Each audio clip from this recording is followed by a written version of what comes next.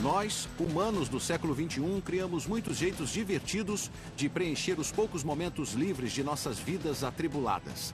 Nós cantamos e dançamos, surfamos e esquiamos, cabriolamos e nos afagamos e vemos TV. Mas qual diversão nós amamos mais do que as outras? Com certeza nós amamos gastar.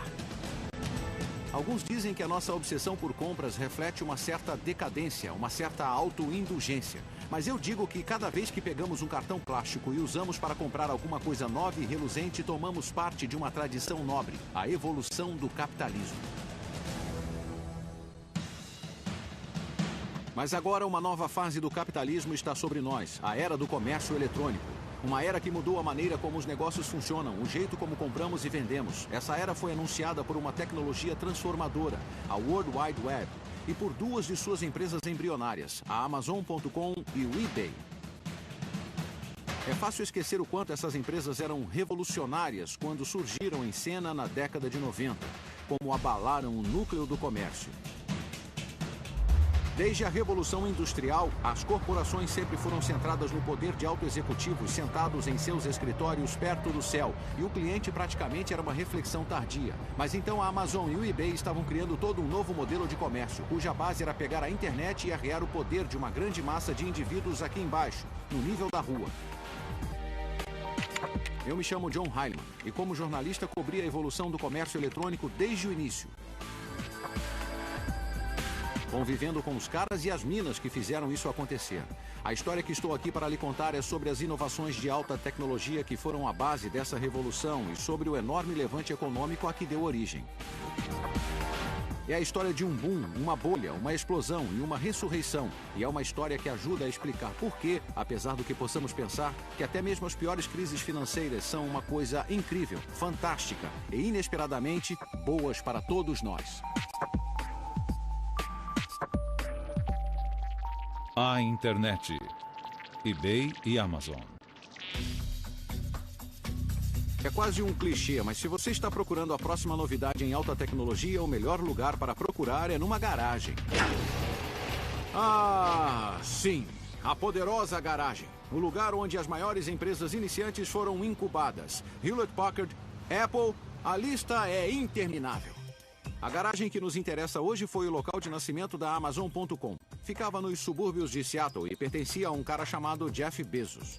Bezos trabalhava em Wall Street no início dos anos 90, era muito analítico, viciado em planilhas, e quando a web surgiu, ele começou a pensar em uma maneira sistemática sobre as suas propriedades singulares e que tipo de coisas seriam ideais para vender. Ele fez uma lista após a outra e no topo sempre havia livros.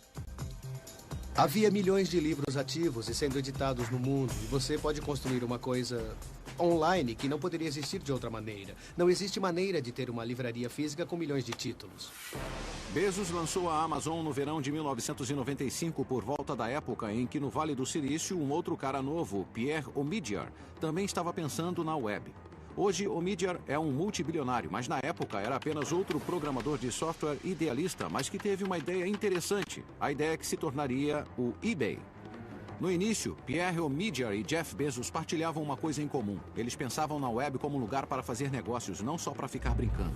Mas fora isso, Pierre era de Vênus e Jeff era de Marte. Eles não podiam ser mais diferentes. Enquanto Jeff era todo o plano empresarial, pesquisa de mercado e análise metódica, Pierre, bem, ele não tinha um plano empresarial, não tinha feito pesquisa de mercado. Ele era apenas um humilde programador de software que achou que a ideia de fazer um site de leilões online parecia bem legal. Era uma ideia da qual ele podia cuidar sozinho, digitando loucamente em seu computador. Eu achei que você talvez pudesse usar a web e usar o poder dessa tecnologia para reunir as pessoas em um só lugar, criar um mercado, um mecanismo de mercado que fosse realmente eficiente, onde pessoas comuns pudessem competir no mesmo plano com o pessoal de cacife muito alto. Então, era isso que eu me propunha a fazer com o eBay. Omidyar acreditava que um site de leilões na web seria mais justo e mais acessível do que qualquer mercado existente. Então ele decidiu fazer tudo acontecer sozinho em um fim de semana prolongado, em setembro de 1995. E então eu me sentei no fim de semana do dia do trabalho, no meu home office, e comecei a escrever o programa. E ele era bem simples. Você podia criar um item, podia listar um item, podia obter uma lista de todos os itens que acabaram de ser criados e então podia dar um lance por eles. Eram só essas 3 coisas e eu estava pronto para começar. À medida que os primeiros visitantes começaram a pingar no site de Omidyar, as opções que encontravam eram bem escassas. Um monte de coisas relacionadas a computadores, mas uma diversidade de itens bem aleatória. Roupas íntimas e autografadas de celebridades, um caminhão de bombeiros de brinquedo, uma lancheira de super-herói. Meu Deus, isso parece o início de glória de uma empresa iniciante com potencial para ser uma empresa transformadora ou um monte de porcarias inúteis de segunda mão. Se pensou neste último, bem, esse é mais um motivo pelo qual você não é bilionário e Pierre Omidyar é. Então a Amazon e o eBay alcançaram um certo sucesso quase que imediatamente. Poucos meses após lançar o seu site, Omidyar faturava milhares de dólares em comissões e nos primeiros 30 dias após a Amazon entrar no ar, os seus primeiros funcionários sentados em escrivanias feitas de portas e cavaletes que eles mesmos haviam montado, o site enviou livros para 45 países diferentes e para todos os 50 estados americanos. Um plano que havíamos criado exigia um crescimento bem lento e, de fato, tivemos de rasgar aquele plano empresarial e replanejar tudo, porque os primeiros clientes estavam aderindo a esse serviço muito rapidamente. Achamos que levaria muito tempo para as pessoas mudarem seus conceitos e decidirem fazer compras online. A sede original da Amazon era na parte mais miserável de Seattle e era praticamente um esqueleto. Mas apesar da natureza surrada de seu local de trabalho, os primeiros funcionários da Amazon estavam extasiados por fazer parte do sonho de Bezos. Todos os meus colegas estavam super empolgados. Eles sentiam que tínhamos apanhado o tigre pela cauda. E dava para sentir que não seria um local de trabalho comum. Todos tinham essa sensação de vamos fazer história aqui. O sucesso precoce da Amazon e do eBay não passou despercebido em Wall Street, onde certos analistas ficaram pasmos ao descobrir a velocidade com que a web estava se espalhando. Uma de suas figuras mais proeminentes era Henry Blodgett, que havia se tornado um dos garotos propaganda da bolha e mais tarde um dos bodes expiatórios por sua explosão. De repente, a empresa começou a apresentar resultados incríveis, um trimestre atrás do outro, e o tráfego ia muito além do que qualquer coisa que já haviam medido. Realmente foi incrível de olhar e dizer como pode estar crescendo tão rápido. Quanto? Bem, considere isto. Depois da invenção do rádio, levou 38 anos para que 50 milhões de pessoas o estivessem ouvindo. Com a TV, levou 13 anos. Mas uma vez que a internet foi aberta para o público em geral, levou apenas 4 anos para que ela tivesse 50 milhões de usuários. Esse era um crescimento explosivo com certeza, mas o que o causava?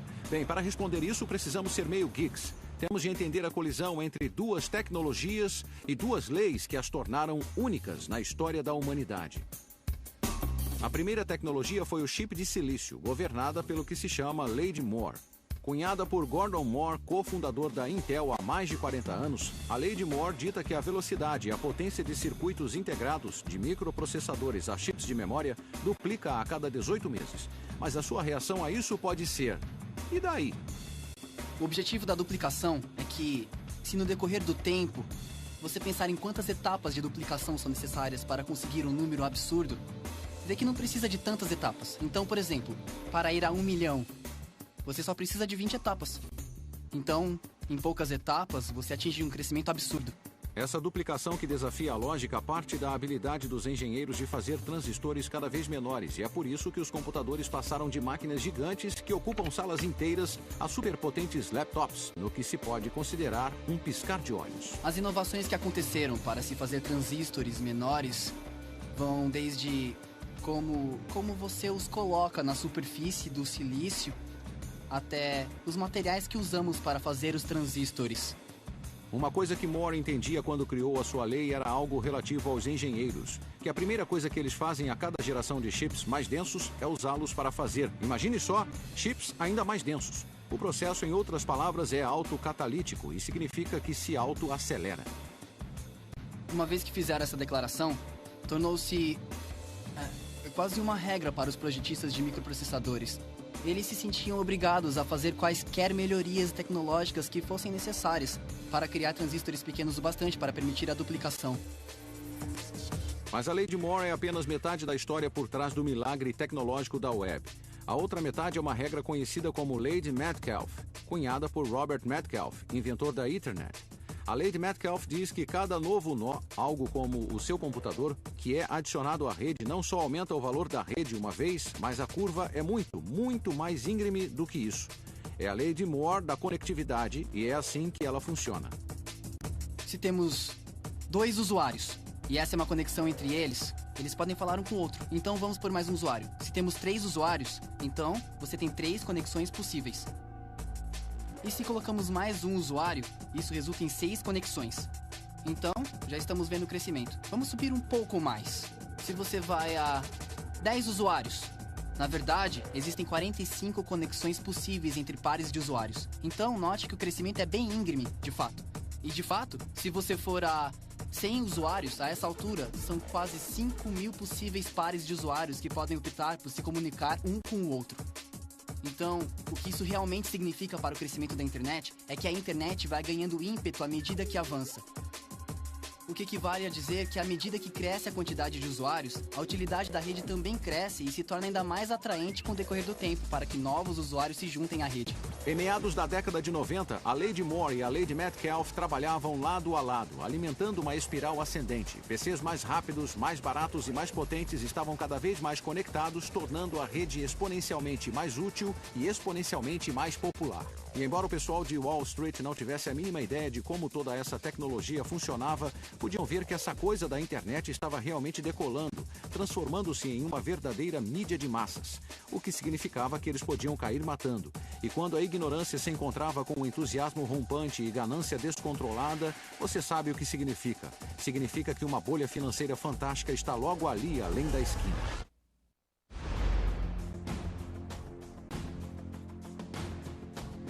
A história nos conta que toda grande onda de inovação transformadora vem acompanhada de uma mania financeira. O exemplo mais famoso é o frenesi ferroviário que tomou os Estados Unidos e a Grã-Bretanha nos idos de 1800. Por volta da mesma época, havia muita especulação a respeito do telégrafo. 50 anos antes, aconteceu o mesmo com canais. 50 anos depois, o modelo T de Ford anunciou uma bolha automobilística. Em cada uma dessas instâncias, o padrão era o mesmo. Uma tecnologia inovadora cria montes de empresas iniciantes arriscadas, os investidores se empolgam e correm para comprar um pedaço do futuro. E então tudo acaba em lágrimas, falências, execuções, suicídios na bolsa de valores. Soa familiar para você? É claro que sim.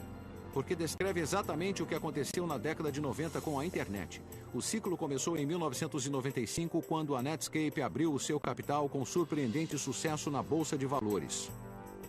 Um ano depois, aconteceu o mesmo com empresas de ferramentas de busca como a Yahoo e a Excite. E um ano depois disso, era a hora de Jeff Bezos dar o próximo passo e empurrar o boom da web no caminho para se tornar uma bolha. A abertura do capital da Amazon aconteceu em maio de 1997. A empresa tinha apenas 2 anos, tinha pouca e preciosa receita e nenhum lucro. Mas Bezos já estava chamando a Amazon de a maior livraria da Terra e anunciando seu potencial pelos 4 cantos. As pessoas desprezavam dizendo, espera aí, é só uma livraria, não é lucrativa, o dinheiro dela vai acabar e ela vai falir. E então outros diziam, não, é uma Dell, é um modelo novo e incrível, eles vão crescer muito rápido. Então, desde o início foi tremendamente controverso. Jeff Bezos não escondia o fato de que estava lá para mudar as regras do comércio. Certa vez ele e eu estávamos discutindo o aspecto mais não convencional e certamente o mais controverso da abordagem da Amazon. O fato de que, embora sua receita continuasse, continuou perdendo cada vez mais dinheiro. E então Bezos se inclinou do outro lado da mesa e disse, quase ninguém sabe disso, mas na verdade fomos lucrativos durante um tempo, mas isso foi só por um trimestre e nós não gostamos de admitir porque foi um acidente. Sempre que Jeff tinha a oportunidade, ele baixava os preços para que houvesse maior crescimento. Muito diferentemente de outros executivos de empresas que mantinham os preços para ter maiores lucros.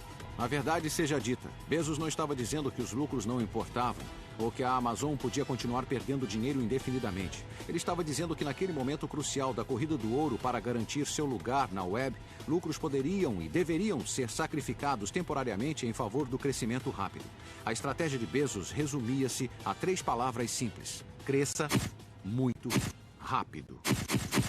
Crescer rapidamente era realmente importante para nós, era a nossa estratégia principal. E o motivo é porque Sabíamos que podíamos oferecer aos clientes uma experiência melhor se tivéssemos uma certa quantidade de escala. E para a Amazon, algo que era essencial para crescer rápido era convencer os clientes a confiar a ela uma de suas informações pessoais mais valiosas, o número de seu cartão de crédito. Com consumidores vindo em massa à Amazon na base da confiança e com seu comércio eletrônico conveniente e seguro, Bezos havia persuadido Wall Street a financiar a sua estratégia de perder dinheiro, mas crescer rápido. Mas o boom da internet, da qual a Amazon fazia parte, ainda parecia frágil. Ela avançava a passos inseguros. Wall Street não tinha certeza de que a web não era só uma moda e que empresas como a eBay não faziam nada para dispersar essa incerteza, com seus compradores e vendedores negociando colecionáveis obscuros que vinham juntando poeira nas garagens e sótãos por todo o país. Quando criei o eBay, eu não sabia que havia tantos colecionadores por aí. Eu não sabia, não sou um homem de negócios. Para começar, nem fiz uma pesquisa. Inicialmente, quando o eBay surgiu, tínhamos muitos gerentes de investimentos que ligavam e diziam: ora, por favor, você compra no escuro, é nojento, e quem quer pagar por essas coisas que não se pode ver? Estávamos contando a história sobre as pessoas basicamente serem boas, fazendo negócio uma com a outra, e foi engraçado contar a história em Nova York. As pessoas perguntavam: mesmo? Na primavera de 1998, Pierre e seus investidores se deram conta de que precisavam de uma figura do primeiro escalão do comércio no leme para fazer Wall Street levar o eBay a sério. E eles a encontraram na pessoa de Maggie Whitman, que fez MBA em Harvard, havia sido marqueteira na Walt Disney e alta executiva da fabricante de brinquedos Hasbro. Realmente estávamos tentando definir a empresa em termos de colecionáveis, porque 98% dos itens no site eram de fato colecionáveis. 8% dos itens no site eram Beanie Babies, mas não divulgávamos isso. O eBay abriria o seu capital a público em setembro de 1998, um momento em que a economia mundial estava balançada devido à crise financeira russa daquele verão. Alguém compraria ações de uma empresa que, à boca pequena, era chamada de mercado das pulgas? Ninguém sabia, e a incerteza só aumentou quando na manhã da abertura as bolsas abriram e nenhuma ação do eBay foi comprada. Chegamos à Nasdaq naquela manhã para ver a primeira venda no painel. E esperamos, e esperamos. Eu estava ligeiramente pessimista e pensei, nada nunca deu certo para mim antes e esta será mais uma dessas situações. Mas além da janela se abrir para o eBay, a empresa voou através dela com uma oferta que foi um sucesso, que superou todas as expectativas. As ações do eBay dispararam naquele primeiro dia. E no final, a empresa valia mais de 2 bilhões de dólares. Ela abriu com $18 por ação e eu acho que foi a público a $50 por ação. O meu parceiro, naquela época, estava tirando fotos da tela da CNBC toda vez que as cotações passavam, porque ele pensava, agora a minha vida mudou para sempre, é fantástico. Enquanto isso, Wall Street lançava os seus olhares sobre a Amazon e gostava do que estava vendo. Quem estava na liderança do ataque era Henry Blodgett, que no final daquele ano declarou que, apesar de ainda ter enormes perdas, as ações da Amazon dobrariam de valor em um ano. Eu me lembro de estar em um voo de Houston para Nova York, na fileira de trás, com a minha planilha, dizendo, ok, vamos repassar os números de novo. E o que seria um cenário razoável para as ações no ano seguinte? E cheguei a um valor entre $300 e $500 e escolhi o valor do meio e fiquei chocado com a reação. A previsão de Blodgett causou sensação na mídia, e essa sensação provocou um frenesi de compra em Wall Street. O resultado foi que o preço das ações realmente dobrou, contudo, não foi no decorrer de um ano, mas no espaço de apenas algumas semanas. Esse provavelmente foi o início da verdadeira bolha. A formação inicial da bolha da internet estava oficialmente terminada e a era de loucura autêntica e descontrolada havia começado. De repente, milhões de norte-americanos e investidores no mundo todo estavam correndo para seus corretores, arrebanhando ações de qualquer empresa com um .com depois do nome, alimentando o maior frenesi especulativo desde a tulipa mania de Amsterdã no século XVII. A abertura do capital da Amazon e do eBay fizeram Jeff Bezos e Pierre Omidyar mais ricos do que Creso. No papel, pelo menos. Mas isso também teve um efeito maior.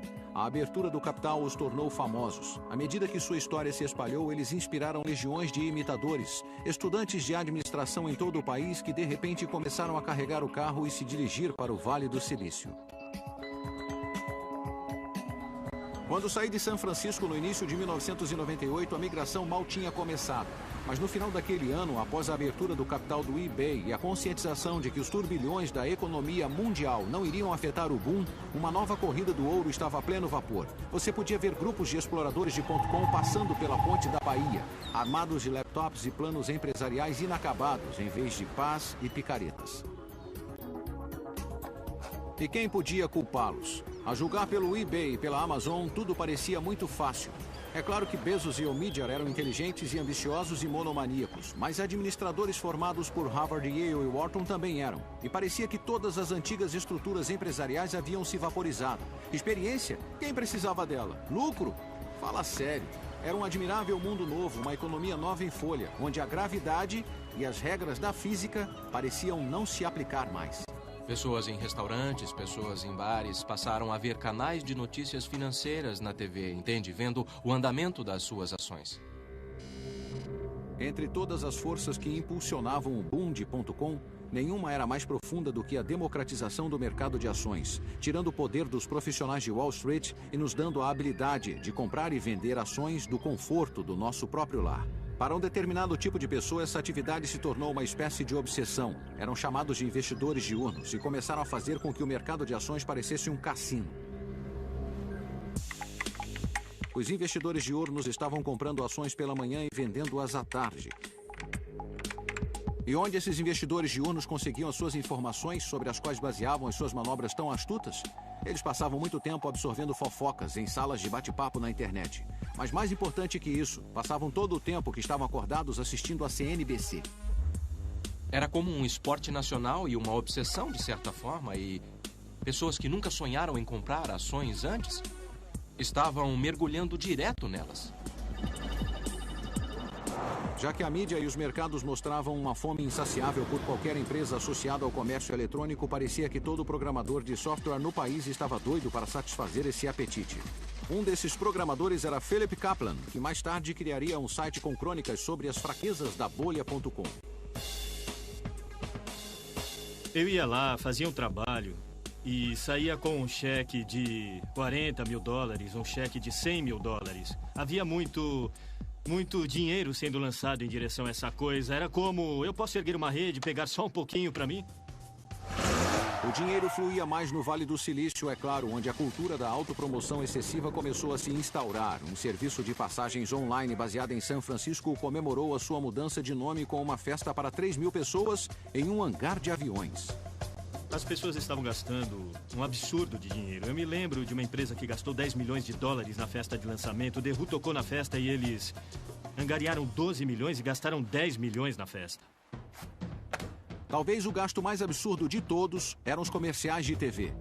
Durante o Super Bowl em 2000, mais de uma dúzia de empresas iniciantes da internet gastaram uma média de $2,2 milhões em comerciais, torrando 40 milhões em dinheiro dos acionistas e do capital de risco obtido sem muito esforço. Contudo, para muitos no coração da terra da alta tecnologia, esses valores eram triviais, não eram grande coisa, e isso criou um sistema social no qual algumas atitudes muito estranhas começaram a se instalar. Tom Wolfe ficou famoso por batizar os anos 80 como a década do eu, mas em 1999 ficou claro que os anos 90 havia se tornado a década eletrônica. Virtualmente todos os dias parecia que pelo menos uma empresa de comércio eletrônico era trazida ao mundo.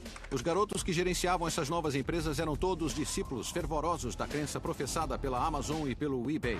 Mas quando abarcadas por mentes menos brilhantes, essas teorias levaram a uma quantidade nada divina de pura burrice e a um monte de empresas que entraram na onda, com nomes incrivelmente bobos.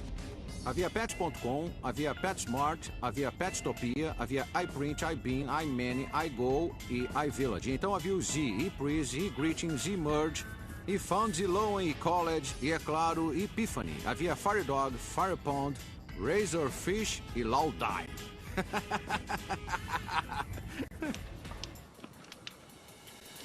Poucas dessas empresas tinham qualquer motivo plausível para existir, muito menos um entendimento básico de estratégia ou economia. Foi uma época muito carregada, muito energética, quase frenética, quando era fácil se perder e perder parte de seu bom senso. Mas você pode estar imaginando por que os gênios investidores de risco do Vale estavam financiando todas essas empresas secundárias bobas e totalmente inúteis. Eles eram loucos? Gananciosos? Bom, talvez um pouco dos dois. Mas o que realmente estavam fazendo era garantir as suas apostas. Eles sabiam muito bem que a maioria dos .com de comércio eletrônico estavam condenadas, mas acharam que uma em cada categoria poderia sobreviver ou até mesmo prosperar. E estavam dispostos a arriscar alguns milhões de dólares para não sair perdendo no geral. Estávamos brincando com fogo, mas era preciso ou você estava fora do jogo. E quanto aos investidores profissionais de Wall Street, eles não se deram conta de que estavam no meio de uma bolha lunática e especulativa? A maioria das pessoas estava pensando, ok, não, nem todas vão sobreviver, mas ainda não sabemos exatamente quem vai e quanto tempo vai levar. E enquanto isso, o castigo que levávamos por não dominarmos o setor, por sentar aqui e dizer, algum dia vai explodir, é que muitos de nós eram despedidos. Blodgett sabia que muitas empresas de comércio eletrônico eram fundamentalmente instáveis, mas o argumento dele era que isso não era necessariamente um bom motivo para não comprar as suas ações. Para ele, o problema era que, de vez em quando, ele punha sua opinião sincera dessas empresas em e-mails particulares que, mais tarde, voltariam para assombrá-lo quando a bolha estourou.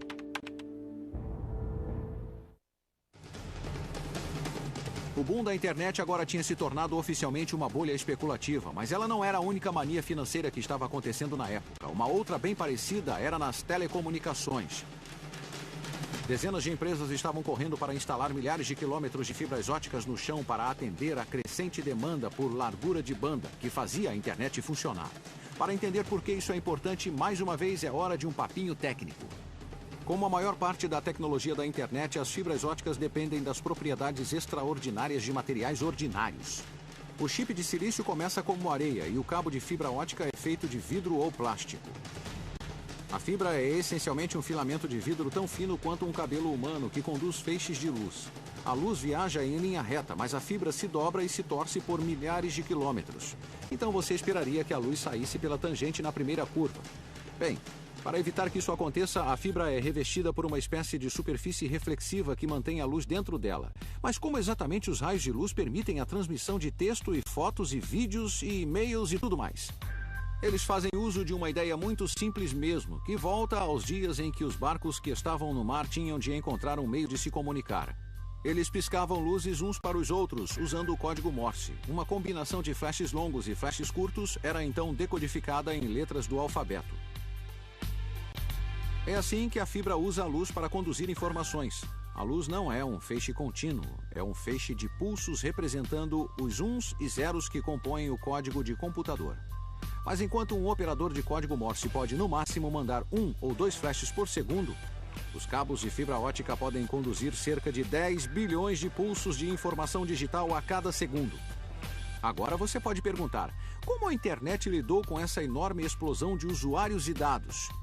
Por que ela não travou?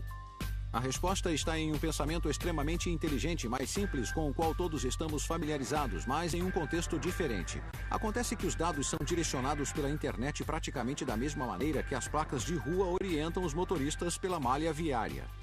Veja como funciona. Digamos que você parte de Nova York e quer dirigir até Boston. Então, quando você está longe de Boston, o que você vê nas placas das estradas é Boston, fique à direita. Nas estradas grandes, você descobre os destinos principais. Nas estradas menores, você fica sabendo de destinos cada vez menores. Ok, então como tudo isso se encaixa na internet? Acontece que se eu estou em São Francisco ou Nova York e quero ir a Harvard na internet, eu não preciso saber para qual computador em Harvard eu quero ir, porque quando eu estou tão longe, a única coisa que me importa é que eu estou fazendo progressos na direção daquele único gateway que vai para toda a Harvard. Útil? Totalmente, mas o problema era que as empresas que instalavam todas essas fibras se precipitaram. Havia muita construção, muitos gastos, muitas empresas fazendo a mesma coisa que as outras, sem pensar nos custos nem nas consequências.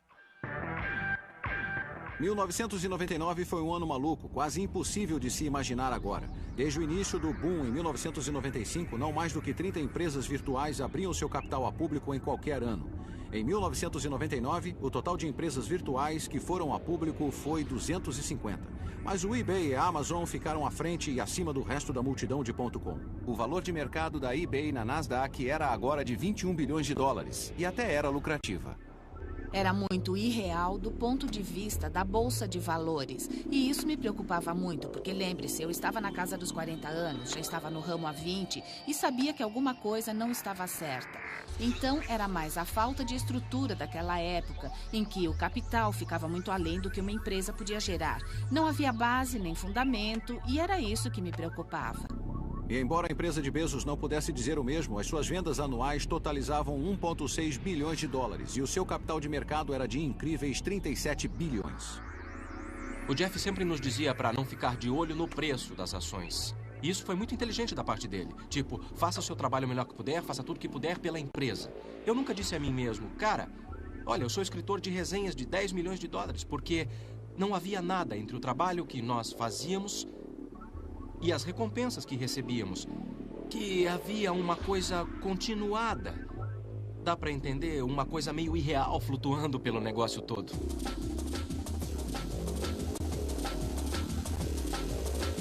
Mas à medida que a virada do milênio se aproximava, Jeff Bezos recebeu uma accolade que no passado tinha sido comparada àquela de Mahatma Gandhi, Martin Luther King e Adolf Hitler. Ele foi nomeado Pessoa do Ano da revista Time como a incorporação do comércio eletrônico. Para Bezos era uma honra e tanto, um sinal de que ele havia sido elevado ao panteão dos ícones comerciais americanos. Mas mentes mais cínicas interpretaram de outra maneira, como um sinal de que o fim era iminente.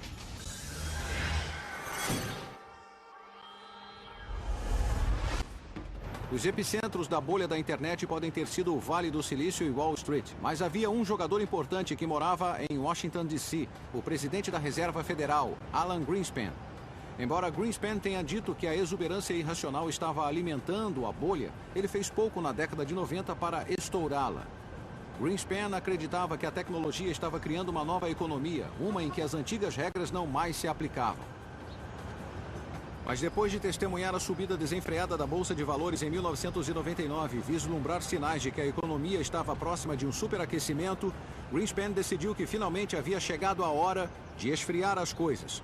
Em fevereiro de 2000 e então novamente em março, a Reserva Federal elevou os juros ao seu nível mais alto desde 1995, ações que mostravam que Greenspan agora estava determinado a pôr um fim na bolha. E ao mesmo tempo que Greenspan tomava suas atitudes, Wall Street começou a treinar um olhar mais sábio sobre as suas queridas.com. A época das festas, que muitos esperavam trazer uma onda de receita às empresas de comércio eletrônico, tinha se provado uma grande decepção. De repente, Wall Street começou a duvidar da sabedoria por trás do cresça e rápido e a suspeitar que muitos varejistas da web não passavam de um castelo de cartas, algo que o programador e escritor Philip Kaplan já conheciam há algum tempo. Havia sites de comércio eletrônico que montamos que eu sei que o cliente teria gasto 2, 3, 4 milhões de dólares nesses sites. Eu entrava na base de dados de vez em quando e via que tiveram 20 dólares em venda, 25 dólares em venda, 100 dólares em vendas.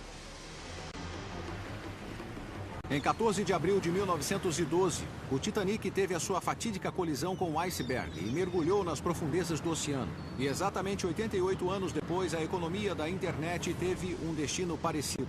Naquela que seria para sempre conhecida em Wall Street como Sexta-feira Negra, a Nasdaq caiu incríveis 355 pontos, trazendo um final horrível a uma semana na qual o índice tinha caído em mais de 25%, o maior colapso da história da Bolsa de Valores. E depois da Sexta-feira Negra, não eram só as empresas iniciantes inúteis que estavam com problemas. Até mesmo a poderosa Amazon estava sitiada nas garras de Wall Street, lutando por sua sobrevivência. Para a Amazon, em especial, não era um medo irreal. Eles chegaram bem perto da falência.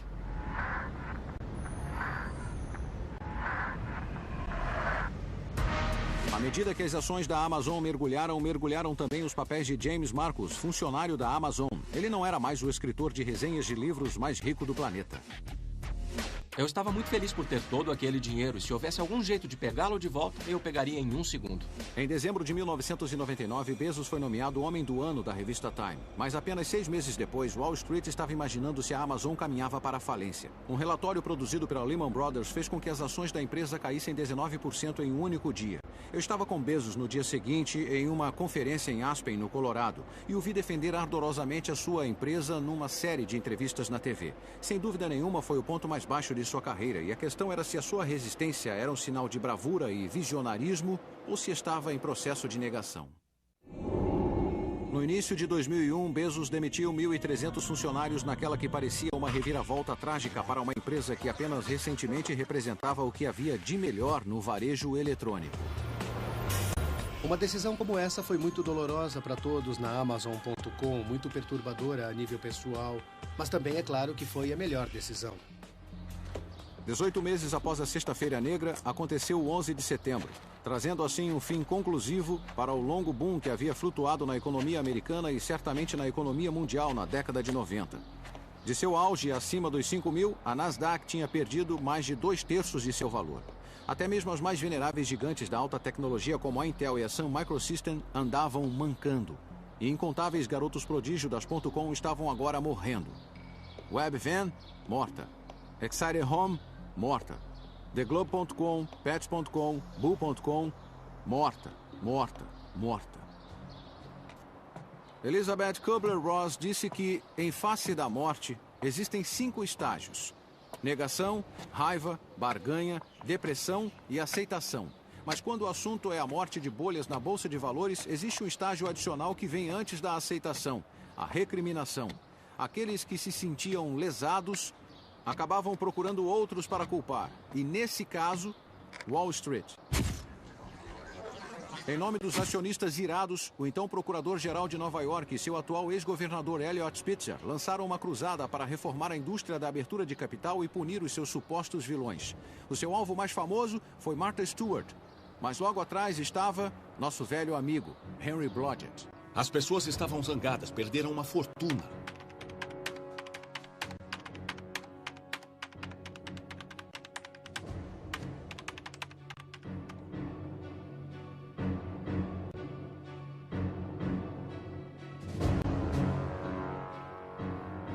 Eu não posso entrar em detalhes sobre os e-mails, mas certamente, de uma outra perspectiva, sim, eu me aproveitei da onda da internet. Tive muita sorte em termos de marcar presença quando marquei e estava otimista em relação às empresas certas na hora certa, então tive um grande benefício com o boom e então acho que eu, provavelmente, mais do que qualquer outro analista, senti o peso da queda quando ela chegou ao chão a toda velocidade.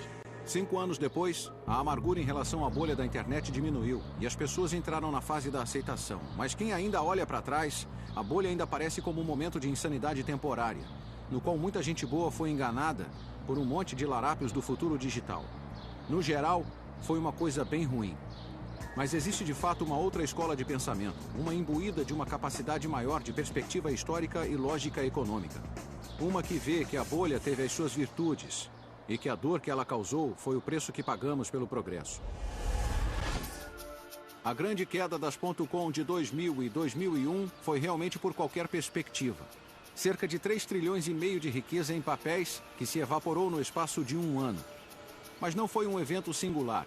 Quando a bolha das ferrovias estourou, as ações das ferrovias perderam 85% de seu valor quase da noite para o dia, e o colapso das bolhas dos automóveis, dos canais e dos telégrafos também causaram pânico e recessão. Mas dessas bolhas surgiram a comunicação em massa e as redes de estradas e ferrovias que são cruciais para o nosso dia a dia. E o mesmo provou ser o caso com o comércio eletrônico. 1 zilhão de empresas .com burras podem ter perecido, mas um punhado de empresas não só sobreviveram, como se tornaram gigantes altamente lucrativas.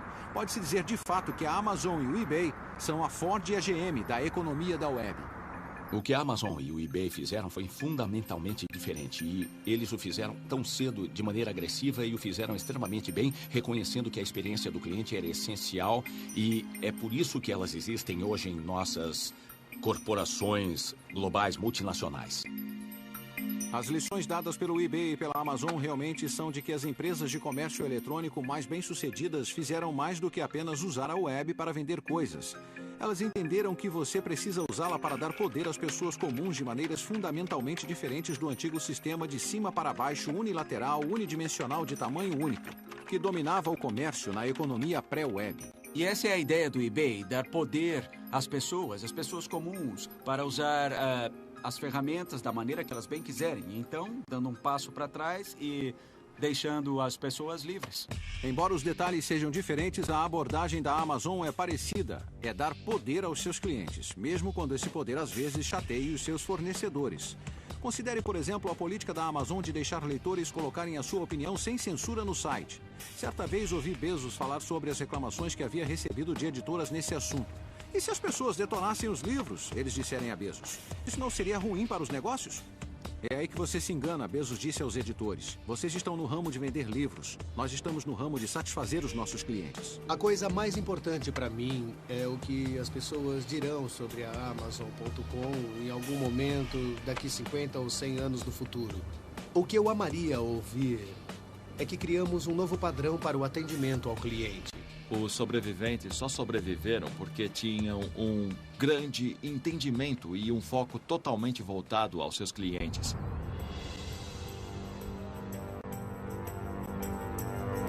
Mas e os perdedores? Você pode perguntar. É claro que toda a dor e sofrimento e dizimação de riqueza pesava mais do que a sobrevivência de algumas empresas perenes. No auge da queda, fiz essa pergunta a Andy Grove, o lendário presidente da Intel. Grove é cético de nascença e durante a bolha das .com não havia outro mais cético do que ele. Grove argumentava que a bolha tinha na verdade sido uma coisa boa. E o que toda essa incrível loucura fez, disse ele, foi atrair somas indizíveis de bilhões de dólares na construção da infraestrutura da internet. Tudo, desde cabos de fibra ótica à base de dados de clientes da Amazon. Embora essa estrutura acabasse sendo construída de qualquer maneira, continuou ele, ela aconteceu no decorrer de 5 anos em vez de 15. Uma grande vantagem para os Estados Unidos e para o mundo. Grove também fez outro argumento, de que as .com tinham prestado um serviço inestimável ao meter medo em empresas de cimento e tijolo, obrigando-as a levar a web a sério, para se tornarem empresas virtuais, quase contra a sua vontade. Então as .com não morreram em vão? Eu perguntei. Não, Grove respondeu. As .com se jogaram no fogo, mas como resultado criaram uma chama mais alta. Muitos empregados foram perdidos, sabe, empresas fracassaram. Mas também é verdade que a partir disso, muitas novas empresas foram criadas, se tornaram duradouras e a economia foi genuinamente transformada. O conceito de destruição criativa é famoso na economia e parece uma descrição adequada do que aconteceu na era das .com e o que está acontecendo agora. Primeiro uma onda de inovação, depois uma mania financeira e então uma queda terrível, seguida por uma era dourada construída no que restou. Nascendo das cinzas das .com e dos sucessos da Amazon e do eBay, existe toda uma nova estirpe de empresas gerenciadas por uma nova estirpe de empreendedores. Quem são esses empreendedores? São as pessoas que foram queimadas antes, então elas têm essa experiência que vai garantir que não cometam os mesmos erros de novo. Eu acho que a internet realmente é isso. A internet é para conectar indivíduos ou conectar indivíduos à informação. Fora do Vale do Silício, é verdade, você não encontrará tanto consenso de que estamos entrando na era do ouro digital. Mas, de certa maneira, esse pode ser o maior testamento do quanto a web e o comércio eletrônico em particular avançaram na última década. O futurista John C. Brown certa vez observou que quando uma tecnologia chega à amenidade, quando se torna onipresente e essencial, ela desaparece e se torna invisível.